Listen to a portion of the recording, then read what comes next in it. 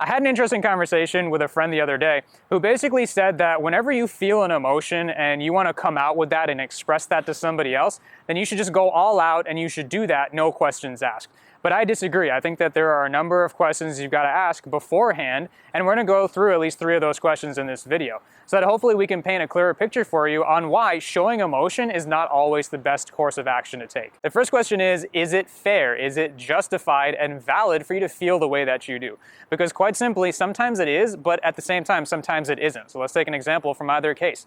If somebody, say, willfully and intentionally insults you in front of everybody in maybe the workplace or a family gathering or something where your reputation matters, then yeah, it's perfectly valid and justified for you to feel offended by that because it was wrong, and you might want to consider acting on that. But sometimes the opposite holds true, and before you crucify me for suggesting that sometimes what we feel is not valid, let's take another example. So we've talked about rejection before. If somebody rejects you, is it really fair for you to resent them thinking that they did something wrong and it's some kind of a mistake that they need to be put on trial for and held accountable for? I would argue no, that's a hard no. It's not fair to do that to somebody at all. It's a biological mechanism, whether you're attracted to somebody or not, and rejecting them is perfectly within your range of reasonable rights. So you have to understand the reality for what it is instead of what your emotions are compelling you to believe that it is, and base how you feel off of that instead of some construed version of reality. But if you've determined that what you're feeling is valid, then the question becomes, should you express those emotions? And most people will be quick to jump to, yeah, you should just come out with it, but I disagree. I can think of at least a dozen different considerations you've got to make before you arrive at that conclusion. So let's go through at least 3 of the more notable ones. First of all, your relationship with the person does matter. It's very, very relevant because when you are expressing emotions, especially negative emotions, you're expecting somebody to do something for you. You're expecting them to make you feel better or apologize even and somehow accommodate you.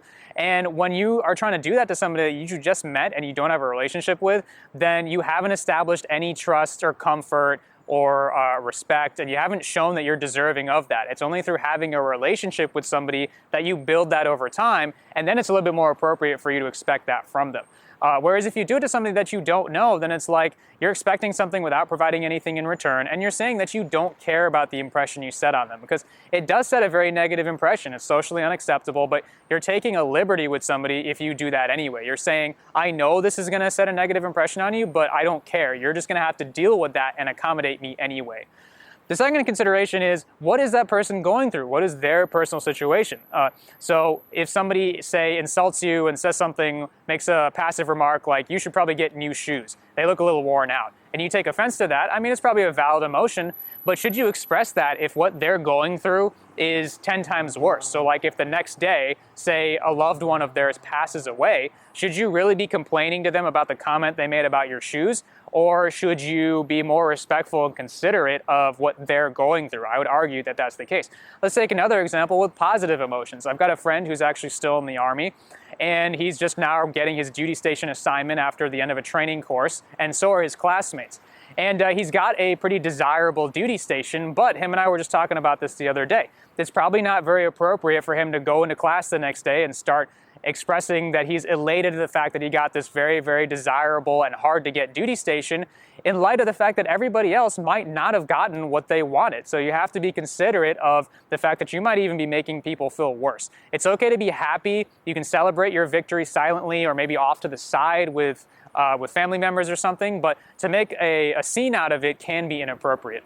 And the third consideration is, how much are you giving and how much are you taking? Because every time you express an emotion, you're expecting that something be given to you.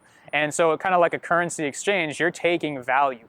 Whereas every time that you appreciate somebody for something that they did for you, then you are giving back, you're providing value. And you have to make sure those two balance themselves out. Because if you're like somebody that I dated a couple years ago, where she was just picking fights over every little thing and everything had to turn into a confrontation or some kind of complaint, then not only does it lose its effect, but then when a real problem happens, we can't really have a conversation about it because it kind of blends in with the rest of them and you don't have as much ammunition.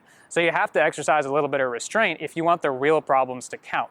And you also have to make somebody feel appreciated, because then they have an incentive to give you value. Otherwise, if you don't appreciate them, or worse yet, if you shoot them down when they try to give you a compliment or do something nice for you, there's no incentive for them to do that, and you guys are just gonna kind of spiral downhill. And finally, if you have decided that you're gonna go ahead and be emotionally expressive, then you just have to ask yourself how you're gonna do that, especially when it comes to the expression of negative emotions.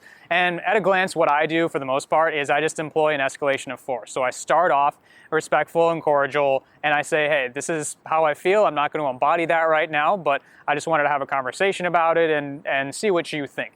You have to extend that same respect and courtesy to other people if you expect it reciprocated to you, instead of just going all out right off the bat. But then if it becomes clear that that's not going to solve the problem, that's when you can turn the heat up a little bit, and you can justify that by saying, hey, I tried to be respectful about this, but you didn't listen, or something like that. But sometimes you can, of course, afford to let it go. Sometimes it's not really a relationship that matters. If it's somebody that you're not living with or romantically involved with, or if it's a family member, if it's just some stranger, you can afford to let it go. And I do detail a lot more about how to be confrontational in my video entitled Choosing Between Confrontation and Non-Confrontation, which I recommend you check out. So as always, I'm not advocating for either extreme. I'm not saying that you can just never show any emotion at all. I'm just saying that before you do, there are some questions you've got to ask yourself. So the next time you feel something, see if you can put this into practice and see if it gets you better results. My hope is that it will. But with that, thanks for watching, and I'll see you next time.